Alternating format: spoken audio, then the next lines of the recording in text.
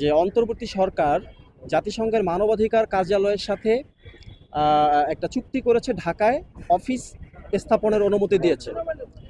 আমরা এর তীব্র নিন্দা জানিয়েছি, বিরোধিতা করেছি এবং একাধিক সভা সমাবেশ করেছি ঢাকা বিশ্ববিদ্যালয়ের টিএসসিতে।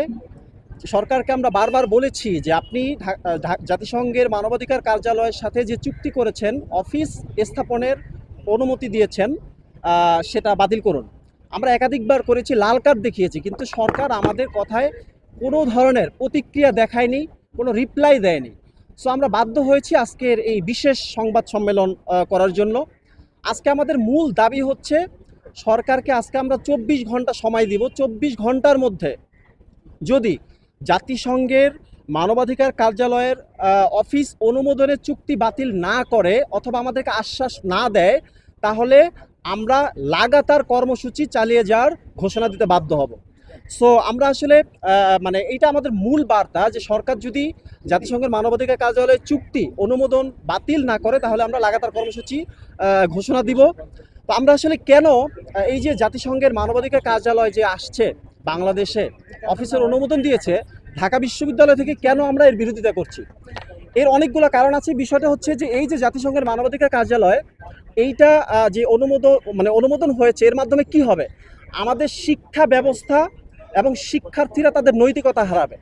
বিশেষ করে জাতিসংঘের মানবাধিকার কার্যালয়ের যে প্রেক্ষাপট আসার, আমরা দেখেছি গত স্বৈরাচার আমলে ক্লাস 6 অথবা 7-এর একটা বইয়ের মধ্যে শরীফ নামের একটা গল্প ঢুকানো হয়েছিল। সেইটা নিয়ে শিক্ষার্থী এবং অভিভাবকরা ব্যাপক উদ্বিগ্ন ছিল এবং এর প্রতিবাদে মাঠে নেমেছিল। যেই প্রতিবাদের অব্যাহত কারণেই মূলত সরকারের পতন ঘটেছে, স্বৈরাচারের পতন ঘটেছে, সেটার একটা বড় একটা প্রেক্ষাপট ছিল।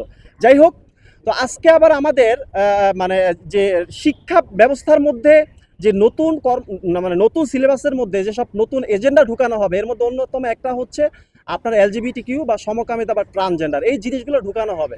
ওই সময় তো গত স্বৈরাচার আমলে তো জাতিসংঘের মানবাধিকারের অফিস বাংলাদেশে ছিল না, এরপরও এই ট্রান্সজেন্ডার এলজিবিটিকিউকে বৈধ করার চেষ্টা করা হয়েছিল শিক্ষা ব্যবস্থার মধ্যে ঢোকানোর মাধ্যমে। কিন্তু এবার যখন ঢাকায় এই অফিস স্থাপন হয়েছে, সো আমরা নির্বিঘ্নে বলতে পারি যে ঢাকা বিশ্ববিদ্যালয়ের শিক্ষা কারিকুলামের মধ্যে, আমাদের সিলেবাসের মধ্যে, বিভিন্ন বিশ্ববিদ্যালয়ের সিলেবাসের মধ্যে এবং স্কুল কলেজ মাদ্রাসা সহ দেশের পাবলিক প্রাইভেট সকল বিশ্ববিদ্যালয়ের মধ্যে এলজিবিটিকিউ, সমকামিতা, ট্রান্সজেন্ডার ইত্যাদি বিকৃতপনাকে বৈধ করার জন্য, শিক্ষার্থীদেরকে বিপদগামী করার জন্য এগুলো ঢুকানো হবে।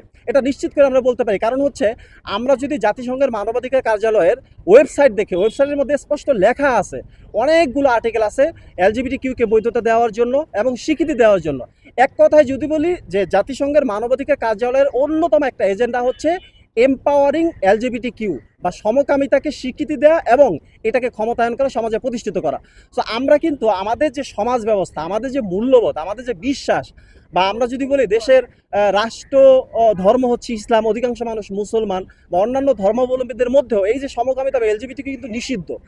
আমাদের সমাজ এটার সাথে কোনোভাবেই খাপ খাওয়াইতে পারবে না। কিন্তু এই জাতিসংঘের মানবাধিকার কার্যালয় এইটাকে আমাদের সিলেবাসের মধ্যে এবং আমাদের সমাজের মধ্যে এটা ঢুকানোর চেষ্টা করবে, বৈধতা দেওয়ার চেষ্টা করবে। এর ফলে আমাদের কি হবে, এর ফলে আমাদের শিক্ষার্থীদের যে নৈতিকতা নষ্ট হয়ে যাবে, আমাদের বিলিফের মধ্যে পরিবর্তন আসবে, আমাদের বিশ্বাসের মধ্যে পরিবর্তন আসবে। এবং আপনারা জানেন, ইসলাম ধর্ম অনুযায়ী একটা বৈধ জিনিসকে, একটা অবৈধ জিনিসকে যখন কেউ বৈধ মনে করে, সে কিন্তু আর কিন্তু ইমান থাকে না, ইমান চলে যায়। তো আমরা মনে করি জাতিসংঘের মানবাধিকার কার্যালয় যে স্থাপিত হবে, এর ফলে যে এলজিবিটিকিউকে বৈধতা করার অপচেষ্টা চালানো হবে, এর ফলে প্রত্যেকটা মুসলমান তারা ইমান হারা হবে। সো আমরা এটা কোনোভাবেই মেনে নেব না।